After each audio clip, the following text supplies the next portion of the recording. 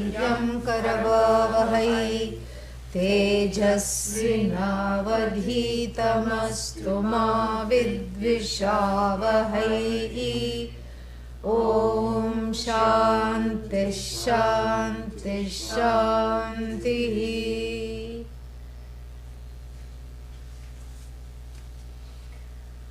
Pramana Shanka is what?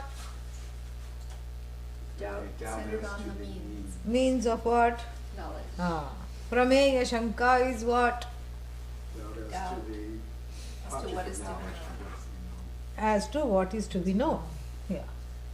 Not even as doubt centered on the thing to be known, as whether it is existent or not.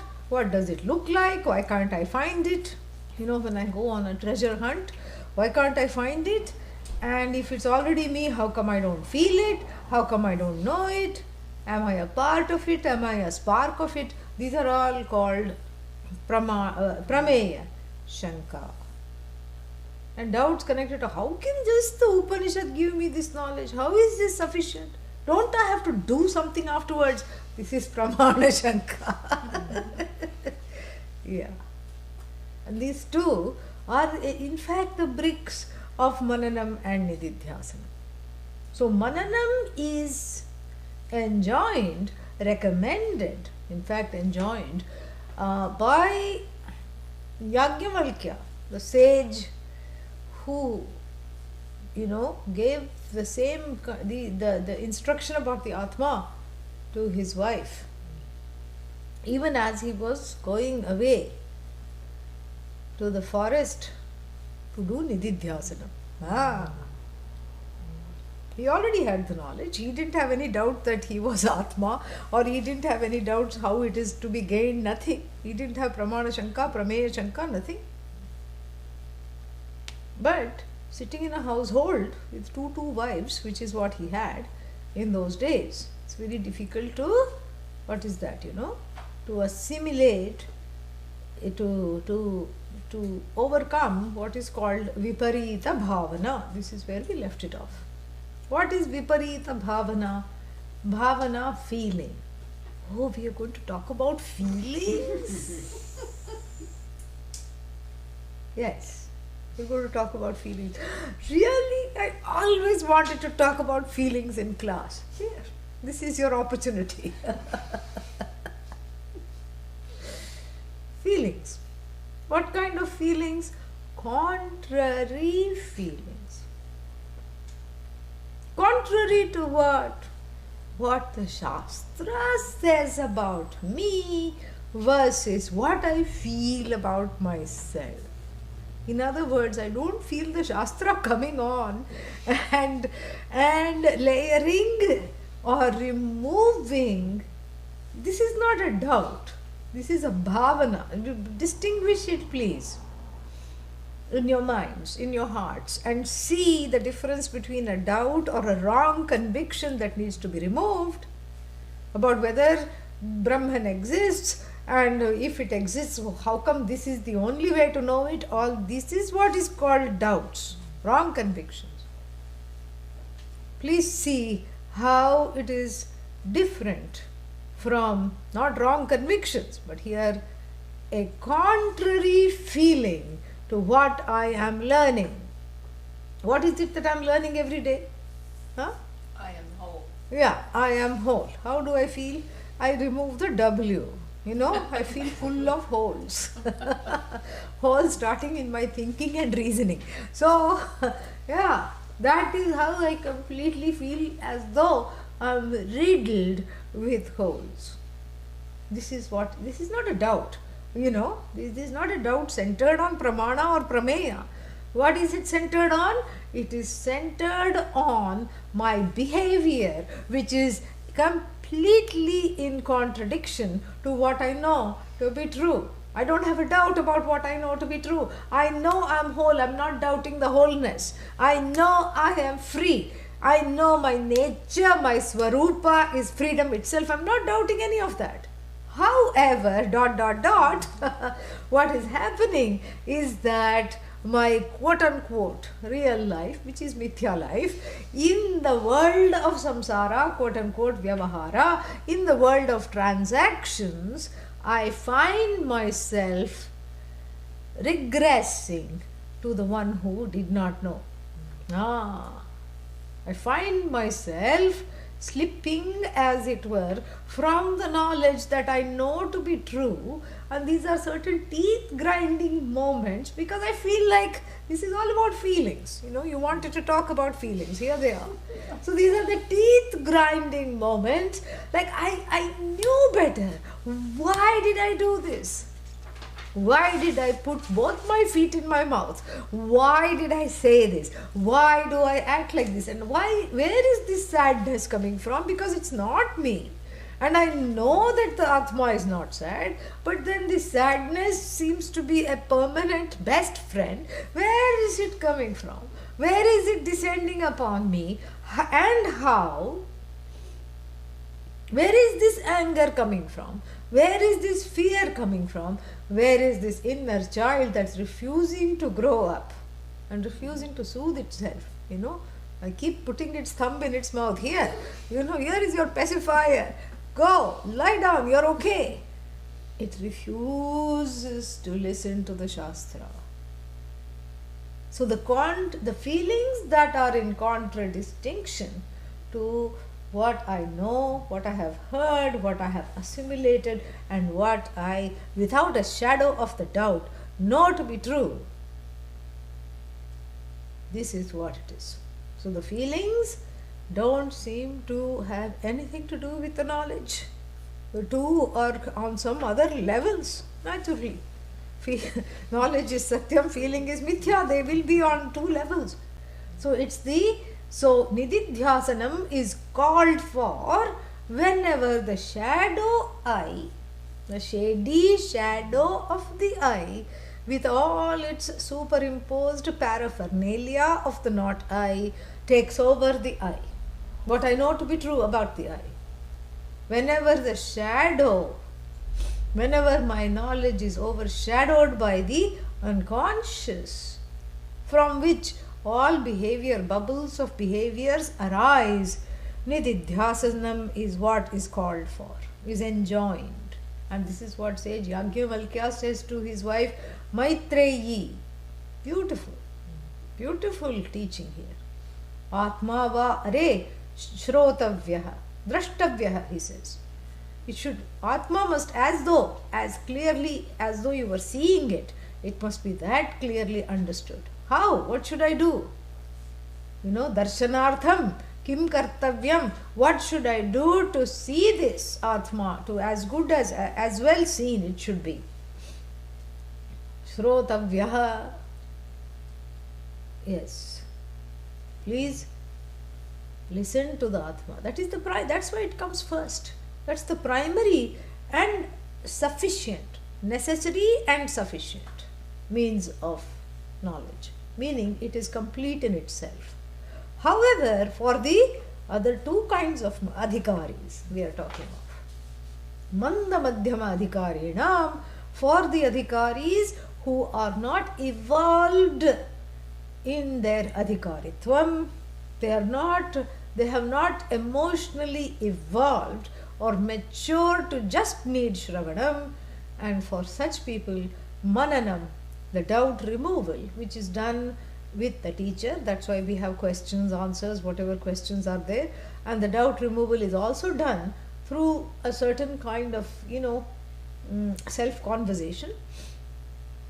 Like, wait a minute, I'm having this doubt again? Well, what was this that came up again? Okay, this was just like the question I had asked earlier. Oh, this is a very persistent doubt. So what was the answer? That was the answer. So let me try to convince myself that this is how one looks at it. So these self-conversations are also mananam. What is nididhyasanam? Going back to the meadow and the cow. First the cow eats the meadow and then it tastes the meadow. That's what it is. This is like the cow is like a hungry mumukshu. A thirsty mumukshu, a hungry mumukshu has been hungry for this knowledge, life after life after life after life. Imagine a cow that has been locked up in a stable of samsara, in a very unstable stable, of samsara. And then finally, after days of, enforced hunger, visualize this, is released to go to the pasture. Think of it will not even stop to inhale, it will just be eating, eating, eating, because it is going to make up for so much, hunger. And similarly, the hungry jignasu, the hungry mumukshu, searching for this knowledge life after life and not finding teacher, not encountering shastra. Why? Papa pradhanyam. Papa pradhanatvat, because there is so much papa that blocking the opportunities for this knowledge in previous lives. Finally, because of the desire, the strength of the desire arising above other desires, finally gets a human life, finally gets shastra, gets teacher, gets Upanishad, gets classes, has the free time to take them also. And then imagine the vigor with which the person will feed off the shastra. And in this feeding, the hunger is satiated, but the assimilation has not taken place. That is what it is. So then what does the cow do? It's a very beautiful metaphor. It brings it back and then chews it properly. This is nididhyasanam. I cannot contemplate on what I do not know. So the words of the Shastra that I have heard, I relive. I see the meaning repeatedly. I don't just repeat the words. Soham, soham, soham. After that, what will come? Ho hum. That's all. That's all will come.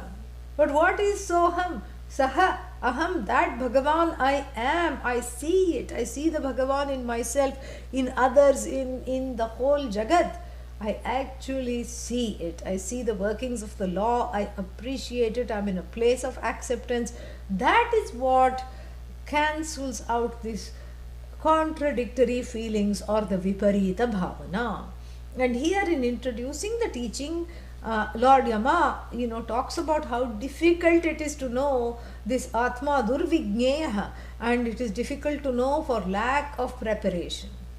And then since he has given this whole scenario which is looping itself endlessly, it is difficult to see because it remains in midst of difficulties. It remains in midst of difficulties there because it is difficult to see. And it is difficult to visualize, it's difficult to know about, because who is Pramata, who is Prameya, confusion and doubts and fears and tears and all these things. And so then he says, how does one really live this knowledge? Not how does one ascertain beyond the doubts, not how does one gain the knowledge, how does one live in accordance to this knowledge. What is the life of a jnani? Because this is a kind of not a phalashruti, but an introduction. Phalashruti is the what do I get out of knowing this, which comes at the end. But here, what do I get out of knowing this is coming as at the beginning. Srotra buddhi prarochanaya. In order to whet the appetites of the listeners, the end product, the product is I, the producer is I, everything is I. The end game of this knowledge, where does it end me up? Where do I go from here? Is talked about in the last two lines of this mantra, and we've already seen the meaning. Adhyatma yoga adhigamena devam matva dhiraha harsha shokau jahati. Jahati gives up. Who? The wise person, dhira. What do they give up? The emotional vicissitudes, the cycles, the drama of ups and downs in life. Harsha, shoka, characterized by elation and dejection. The cycles, the never-ending cycles of elation, dejection, drama. Drama all gives way. And so that is what is talked about. Adhyatma yoga here is nididhyasanam. Adhyatma centered on I. Yoga, a practice, a discipline that is centered on I. Adhyatma gata yoga here. So Adhyatma yoga adhigamena, through this assimilation. Adhigama is not gain. But it's the third meaning he, used in the definition of the word shad. Gamayati, Brahma Gamayati, leads you to Brahman. So this Nididhyasanam, quote unquote, walks the eye over from those old behavior patterns, habits, and Viparita Bhavana, habitual orientations. And those orientations are given up. And because of the knowledge from the Orient, that's why it's called the Orient. Which had actually disoriented me before. Because of the knowledge from the Orient, these habitual orientations are given up, and one is one with oneself, with what one knows. And that is what is called Adhyatma Yoga Adhigamena. Through the practice of that, here Nididhyasana is a contemplative practice, Mananam is a meditative practice, and so, and Shravanam is just the listening. And so, what happens as a result of that? Let's see. Adhyatma Yoga Adhigamena. Adhyatma Yoga Adhigamena Vishayebhyah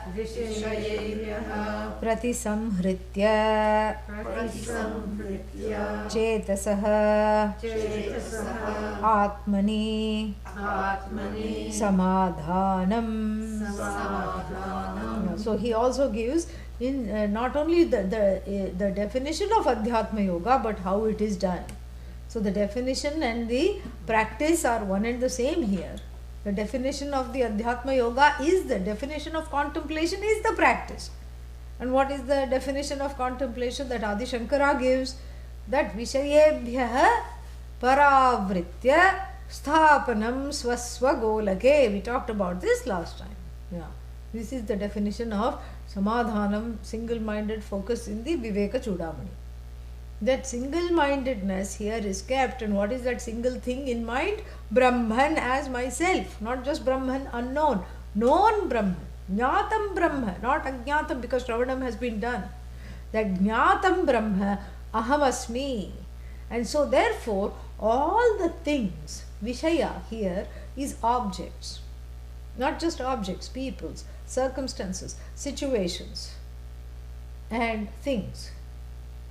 All these areas that are landmines for the habitual orientations to keep rising. Because there are certain areas are much more triggers than others.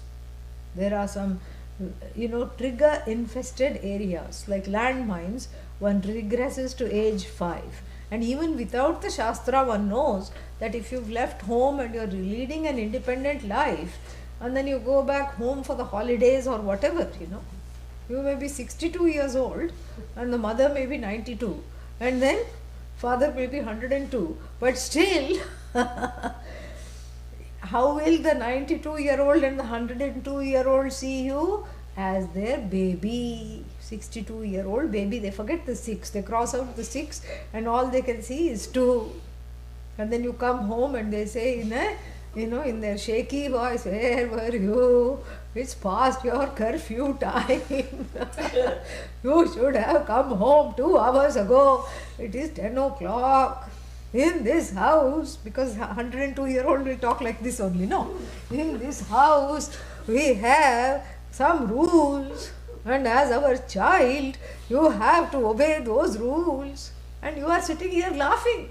Hello, I'm 62, I'm not 2. They don't hear. They are hard of hearing by this time.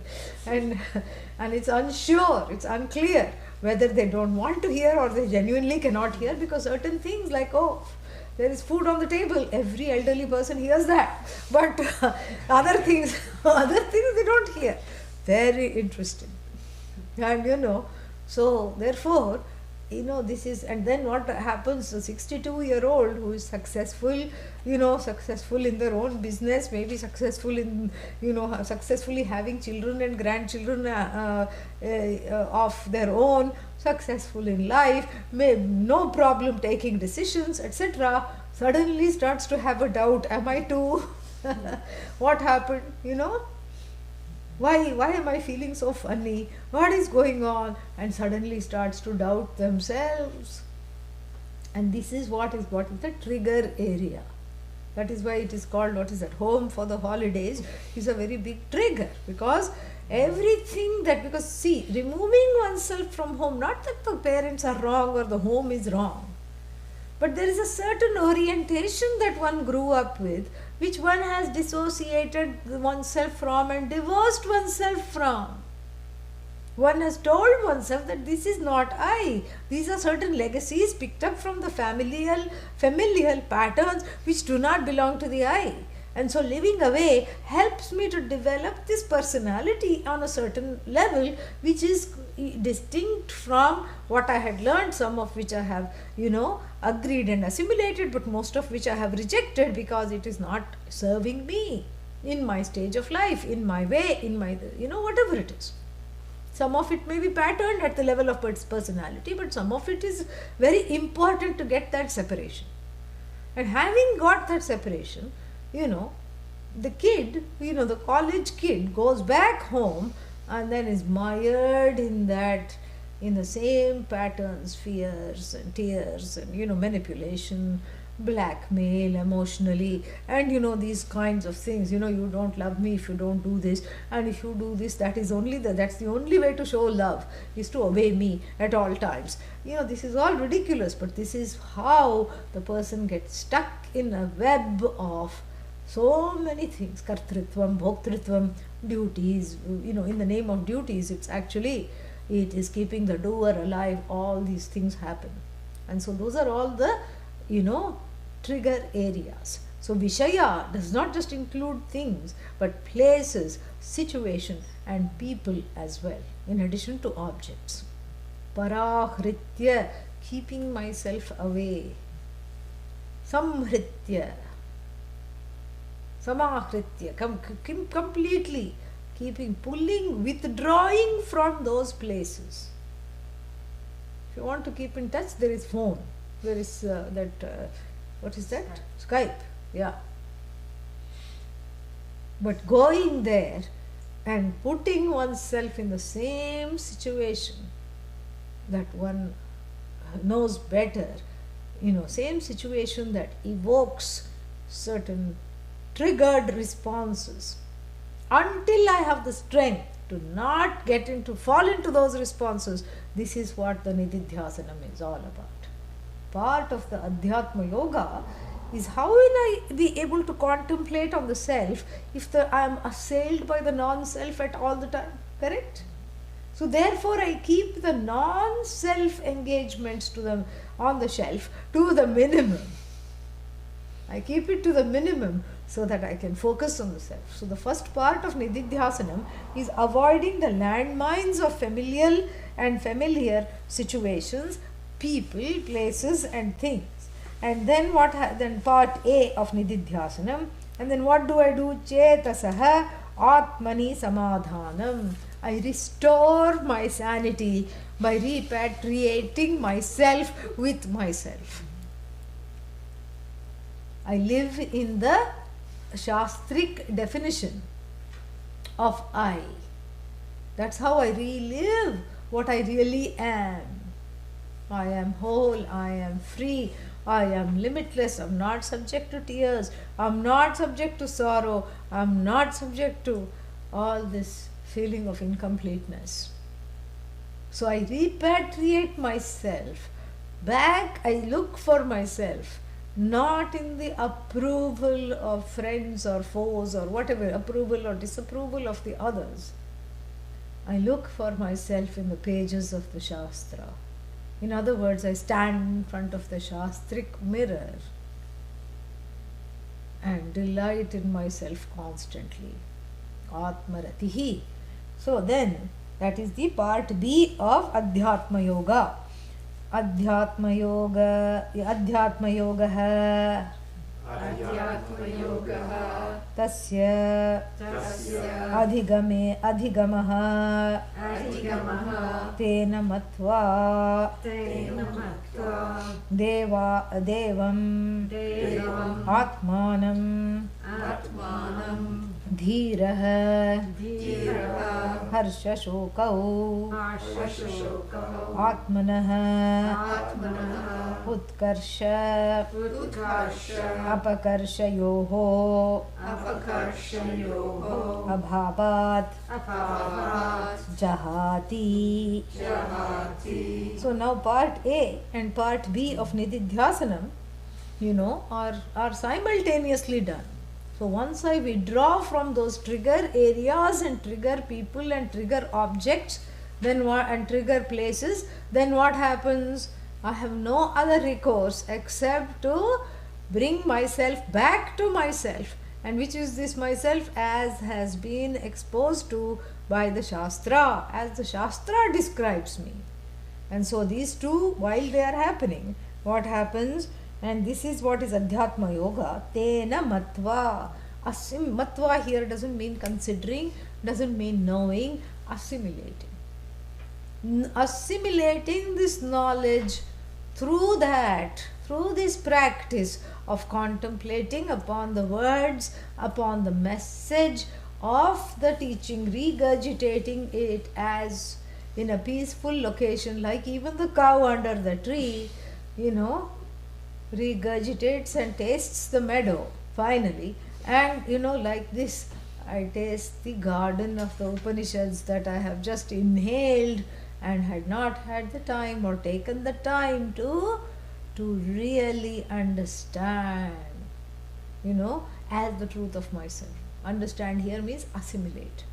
So this assimilation, matva, having assimilated, having removed, assimilated means having removed the so-called viparita bhavanas, the habitual orientations, the contrary feelings. I don't feel like I am Brahman. I know what it is without a doubt. And I don't doubt that this is the Brahman by the Shastra, unfolded by the Shastra. I also don't doubt that I am this Brahman. However, certain habit patterns are inhibiting this enjoyment of seeing myself as I am.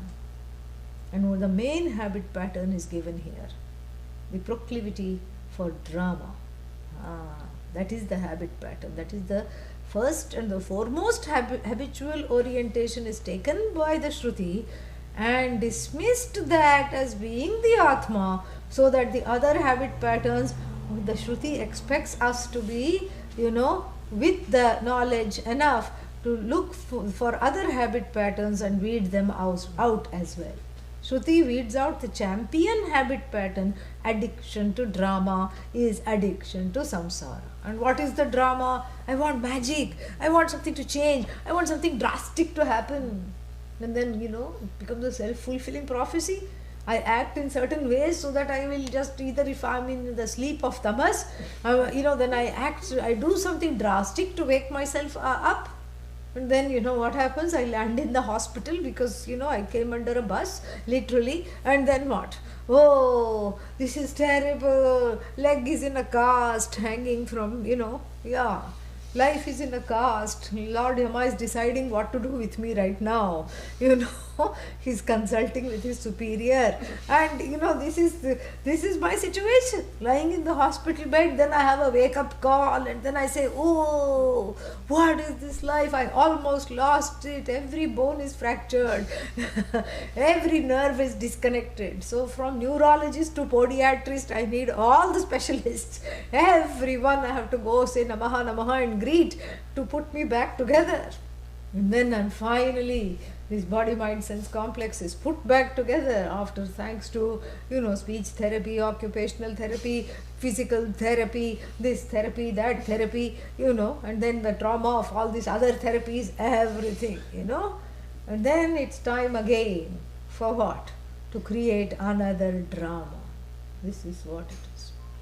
People thrive in this. This is the thrill of the up and the down and the up and the down. And in fact, they don't want the down, but they have somehow understood wrongly that the up and down have to go together. What goes up must come down. And so they think that these pairs of this intense drama and followed by and preceded by this intense tamas is a part of life. This is what it is. And in fact, people sometimes say that, what is a good relationship where you don't fight? You need a juicy fight every now and then. Some people are like that. In fact, they cannot relate to each other without conflict. So when the whole family gets together, this that holiday in November comes, what is that called? Thanksgiving. Thanksgiving holiday. Yeah, the only thanks to give is that it's only 4 days long. Yeah, so in this Thanksgiving holiday, if such a family gets together, all hell breaks loose, Naraka breaks loose because they are constantly fighting. This is an expression of love. You see, this is the drama. And if they don't fight, they feel like left out. But if they do fight, then they feel also like, oh, this is so, nobody wants to be in conflict. Oh, this is not nice, I just don't feel too good, but well, I'm loved. Oh, but this love doesn't feel good.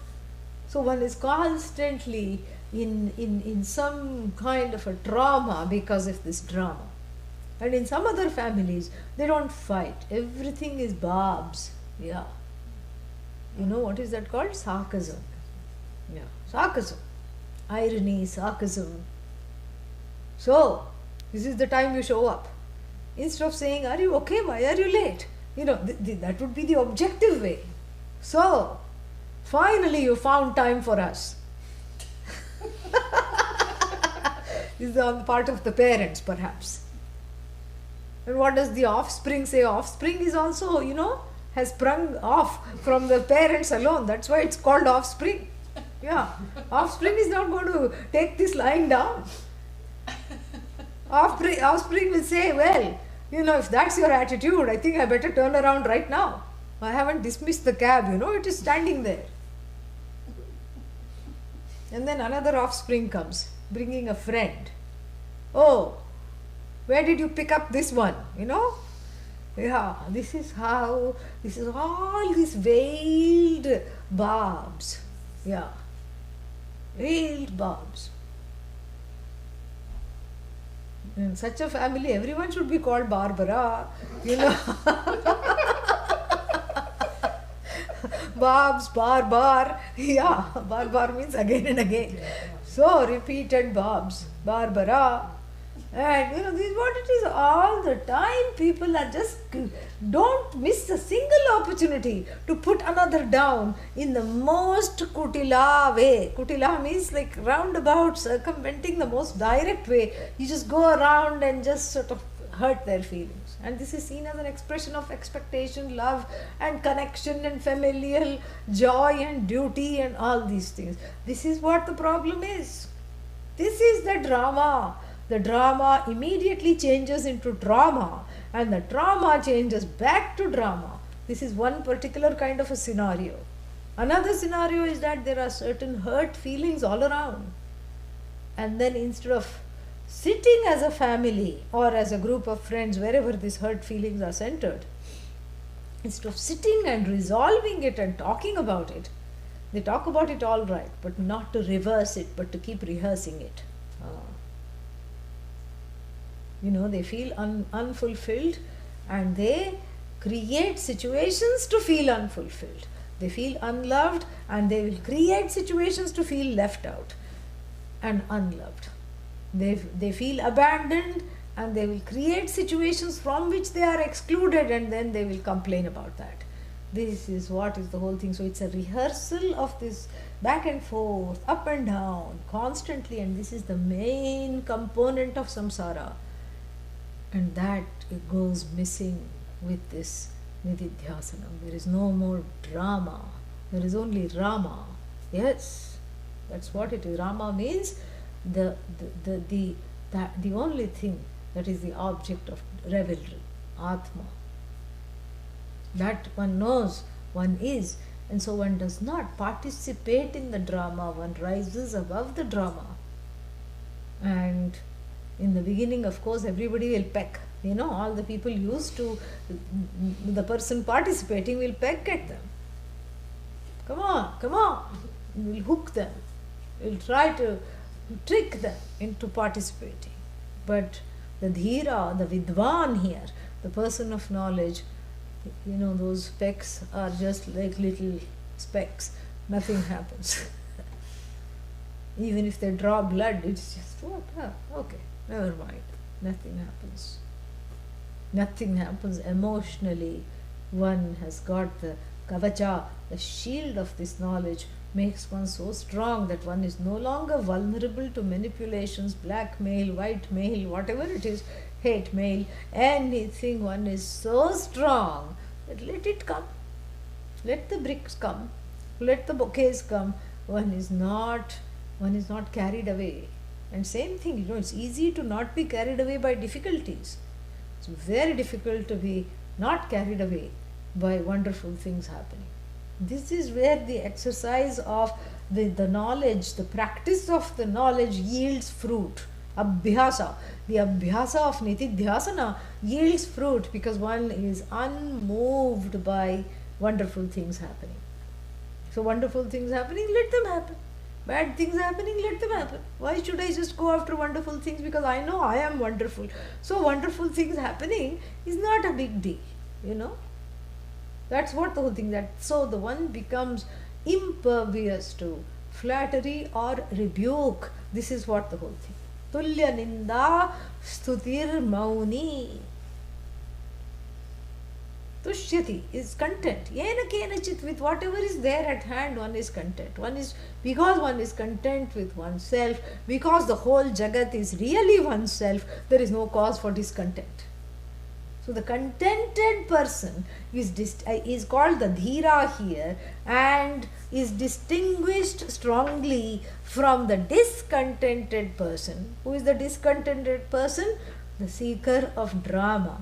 That is why the person is seeking drama and participating in drama even when they don't want the actors. This person is volunteering themselves and having a tantrum. This is what it is. So that is why it says Matva dhiraha dhiman vidwan here, not just a viveki. The vidwan, the knower of this, the enlightened jnani here, the person who is freed, lightened of the burden of thinking, of understanding wrongly that one is a samsari, such a person. What does that person do? Harsha shokau, this drama comprising elation and exhaustion, jahati, gives up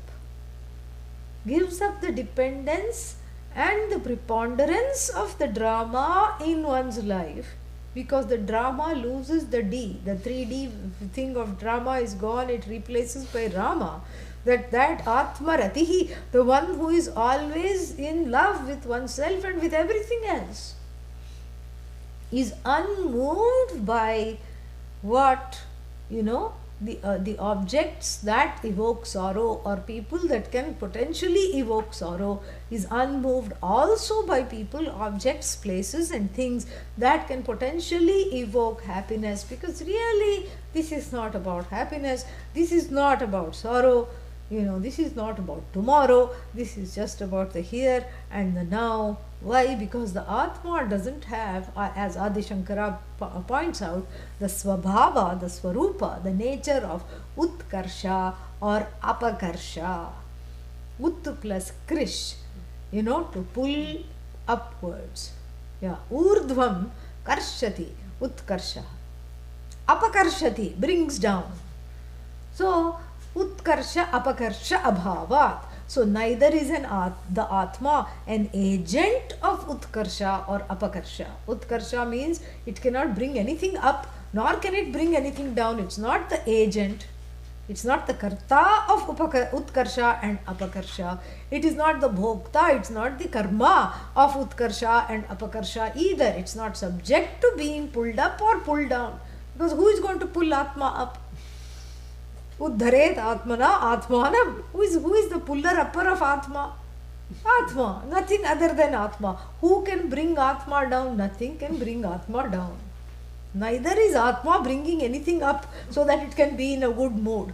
Neither it is trying to bring itself up or not go down. Nothing. There is no up and down. That which lacks up and down again is in relation to space or some emotional condition. That which is free of emotions, that which is free of emotional conditions, that which is free of all conditional situations, places, people and things, that which lends itself to all utkarsha and apakarsha, harsha and shoka without being affected by either sorrow or distress or anger or fear or flattery or joy. Nothing, nothing upsets it or dislodges it. And that is what this Atma is. And so the Jnani, who is in touch with this Atma as the truth of himself, herself, gives up to, so to say, even the word gives up is a weak word here, gives up, so to speak, this penchant for drama, so that one can be in touch, one can ride along with a little bit of contentment and happiness that is based on the mundane world of things, people, situations. Gives that up totally.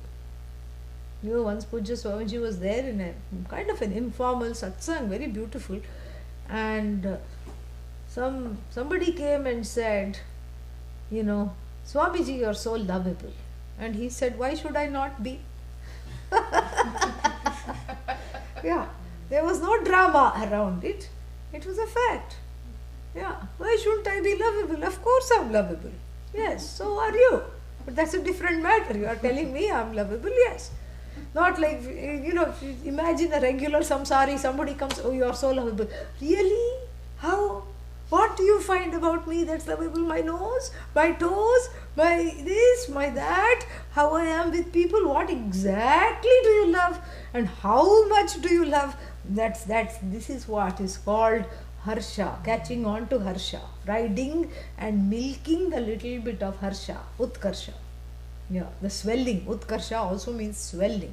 Apakarsha means losing weight. Yeah, losing steam. Both are not there. Being pulled up, being pulled down, pulling oneself down, or being pulled down because somebody criticized, and being pulled up by flattery, by seeking approval, or if someone approves, going, oh, really, oh, how nice, thank you. And in this country, these compliments are, in India, nobody compliments like this. Here, people are so hungry for compliments, you don't know what to do. They do one thing. And isn't it nice that I came and sat in class? Yes, you did a wonderful thing. Isn't it nice that I climbed up the stairs and came to class? Yes, you did. And that I didn't stand on the porch. Yes, you did a wonderful thing. Look, I brought my book to class. Yippee! How nice! Every small things. And it's very confusing, at least for me growing up in the traditional way. It is extremely confusing. You don't know what to believe. Because even the employers say this, yeah, good job, great job. And tomorrow I think we are going to let go of you. They're going to say that. This is the same person. Because there's so much flattery that doesn't mean anything. If there is too much given, all the time it loses meaning. And it makes the person hungry for more, not less. This is what it is. In India, it's not like that. In India, hardly a word of praise is uttered ever. And if it ever comes, you are so thankful and so grateful that you know it is meant, truly. And this is all part of the training in the culture, coming from this knowledge that who is praising, what is there to be praised. If something is done right, it was meant to be. And you did something right because you were in the flow of being able to do right. You had enough assistance from your own body, mind, sense complex and from numerous other sources, that named and unnamed, which helped you to be in this flow and do what is to be done. You only did what is to be done. And you did what is to be done for whom? Not for me. You did it for you, because if you didn't want to do it for you, you would not have done it. It's benefiting you. That's why you are doing it. And so what is there to praise? What is there to say, oh, how nice, oh, wow. This is what the whole thing is. So, especially for the Vedantin, one keeps track, if one is serious about this knowledge, a trick here is to not seek approval for what one is doing or how one is proceeding in the teachings, and to not, even when the approval comes, is to let that go gracefully. Acknowledge that there are forces that are helping me to do this, and there are blessings beyond measure that are helping me to be in the right alignment. So even if I'm praised, I take it, as Rama. If I'm upbraided, it is also a blessing, the same blessing. This is what it is. So one doesn't become praise hog and a disapproval, disavower of disapproval. Because when disapproval is expressed, there is room for improvement. It's wonderful. It's a time to just sit with myself, not recede and regress to the inner child who doesn't want to be criticized ever. You are the adult here. So this is how to develop equanimity.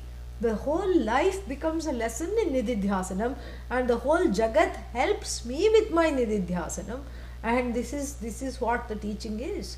And so the Jnani, this is the fruit of the knowledge which is being given because these are unusual circumstances. Nachiketa is a Uttama Adhikari, otherwise people don't even understand this. This should actually come at the end, but this is being given in the beginning. Because of Nachiketa's, superlative development as an adhikari, he is being given this, this kernel of what is the inner workings of a jnani is being discussed right now. The person who is unmoved by sorrow or elation. And here one must not think, it's very easy to think Atma, knower of Atma is flat and teaches, nothing is, no utkarsha. So no smile, no upward movement of the mouth, no apakarsha, no drooping either. Straight line. All the time. This is how the jnani should be, because it's a killjoy, joyless existence. Because what's the life without drama, without some masala in it, without some pep, some pep in the step? Nothing. What is this? This is so dry.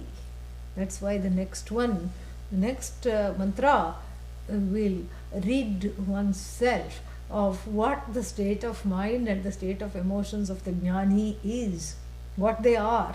Completely, not that the one is just sitting there and trying not to smile even if it's funny, and trying not to laugh, and just trying one's best to model this what is that, like that tofu, which has no flavor at all.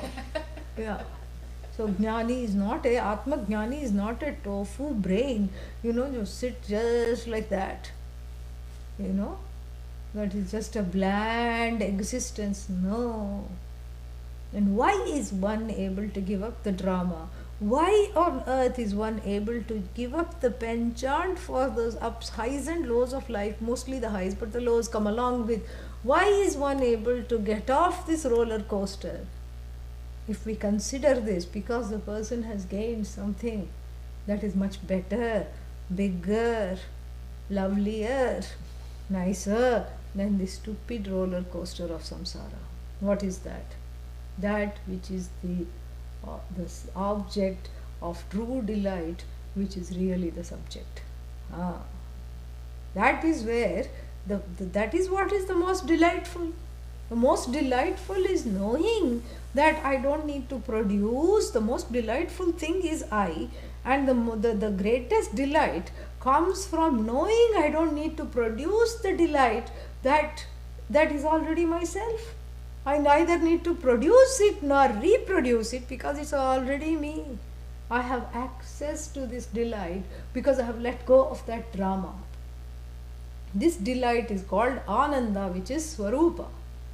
Oh, but isn't it the same as the Dramananda? Yes, it is the same as Dramananda. Dramananda relies on Ananda. Ananda does not rely on drama. Only Rama, which is its own Swarupa. That is what we have to see. But isn't the fighting joy, the joy fighting with family members also this? Yes, it is this. Everything comes from this.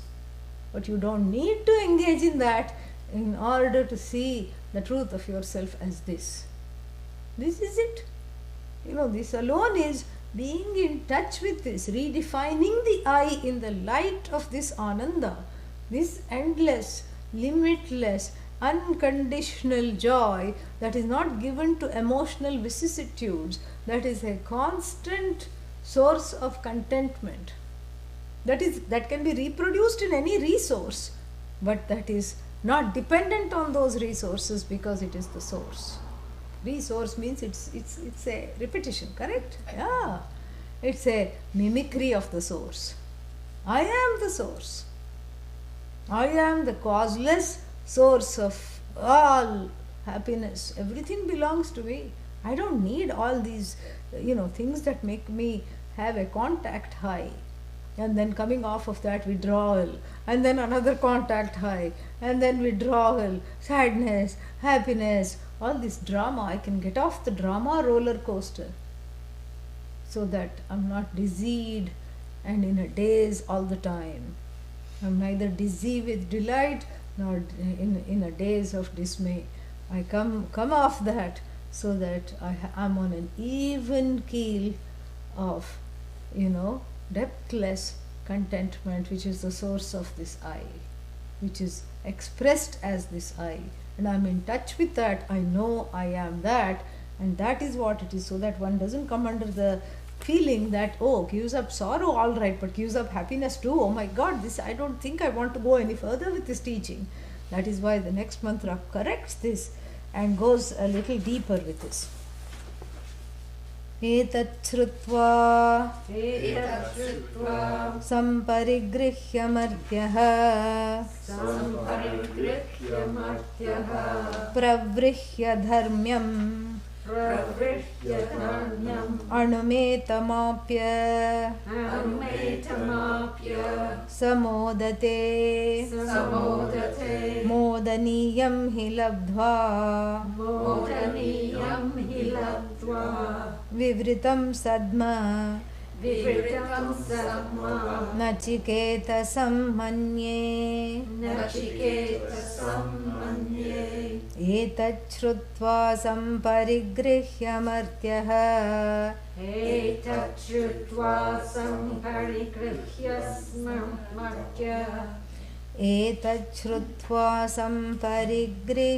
मर्त्यः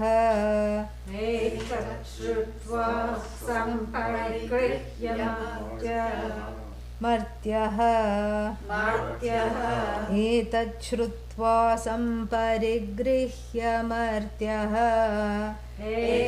श्रुत्वा सम्परिगृह्य मर्त्यः प्रवृह्य धर्म्यम् अणुमेतमाप्य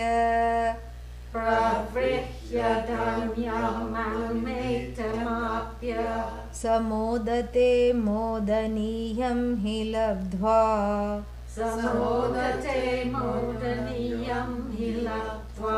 विवृतं सद्म नचिकेतसं मन्ये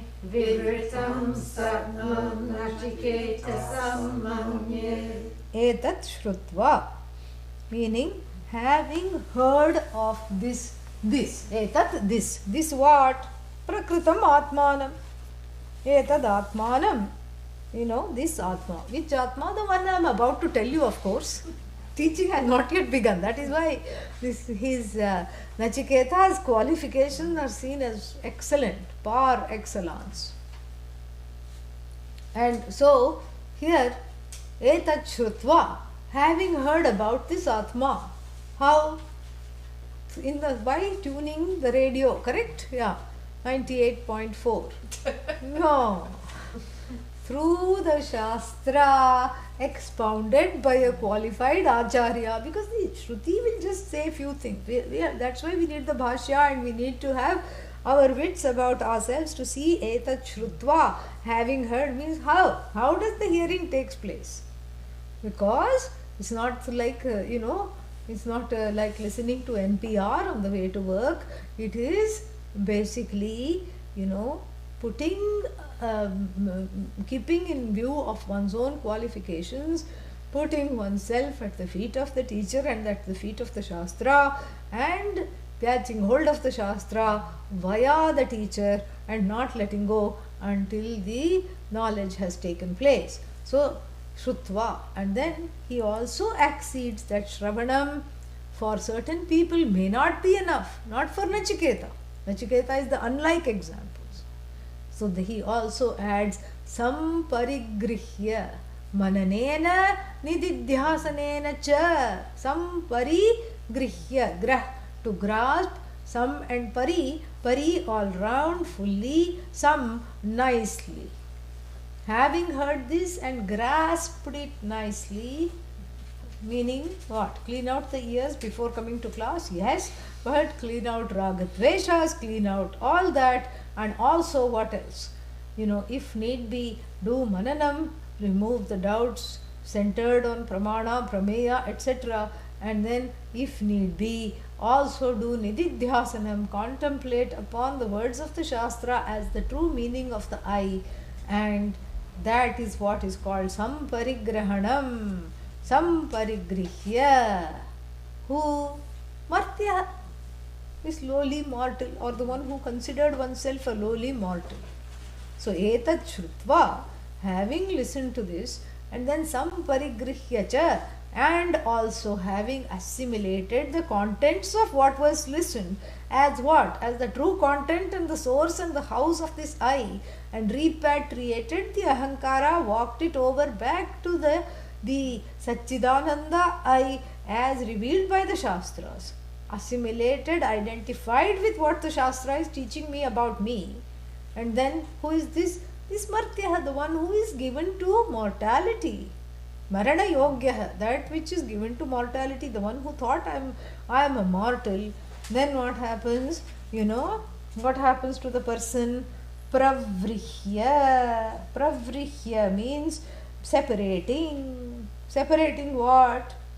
Separating oneself from the body, proverbially speaking, not really. Meaning, even though I am in this body, the I is much larger than this body. Even though the truth, I can recognize myself in the mind, the truth of I is bigger than the mind. Even though I can deploy my senses and call them back whenever I want, I am much bigger than the senses. This is the pravrihya. Pravrihya prithakritya udyamya. Udyamya, rising above the identifications with the body, mind, sense complex, etc. Then what? Pravrihya dharmyam anum etam apya. Dharmyam. Dharmyam means what? That which is not opposed to dharma. Dharmyam. That which is, not opposed to dharma. Here, dharma doesn't mean right and wrong dharma. What is dharma here? Another derivation. Dhr. What is dhr? Which conjugation? Dhr.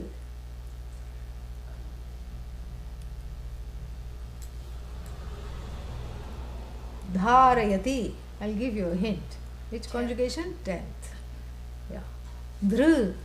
Dhr becomes dhar, dhari, dharai, dharayati. Dhr, to sustain. Yeah. Dhr, which means to sustain. And then the Bhagavad Gita also says dharyate idan jagat, that which this jagat is sustained by, that which this body, mind, sense complex is sustained by, that with which this whole world of beings and doings and things and places and all these things, and not just this world, other lokas are sustained by. That which is the truth of even Ishvara, that which sustains not Ishvara, Ishvaratvam, the title of the status of Ishvara is sustained by that. The status of Jiva is sustained by that Atma alone. That I, that self-effulgent, limitless, whole consciousness is called Dharmyam. Not opposed to Dharma. Very interesting way. Not opposed to upholding things. not opposed to that which upholds everything. Meaning, it's the same thing that upholds everything, which is also free of everything. So it's not opposed to holding anything, because it's really not holding anything, because there is no other thing to hold. So unopposed, it holds up the whole Jagat. But then if you ask it, are you holding the Jagat? It immediately drops it and says, I'm not holding the Jagat. What Jagat? Where is the Jagat? All there is I. So the Jagat is an as though superimposition, and Atma as the holder of the Jagat is another superimposition really on the Atma called Ishvaratvam. And Atma is the holder of personal sorrows, a pocketbook of sorrows, is what? Is Jiva. And if you say, are you holding the sorrows? Atma says, what sorrows? Are you sorry? No, I am not sorry.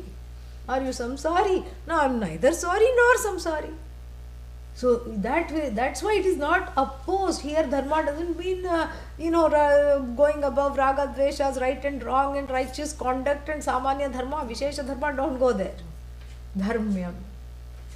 Meaning not opposed to sustaining the Jagat. Why? Because it is as though Jagat, which is as though being sustained by this as though power of this Ishvara, which is free of Ishvaratvam, free of Jivatvam. This Ishvara here is called Atma. This Atma which pops up as Ishvara in relation to all knowledge, all power, all rulership, in relation to that which is ruled.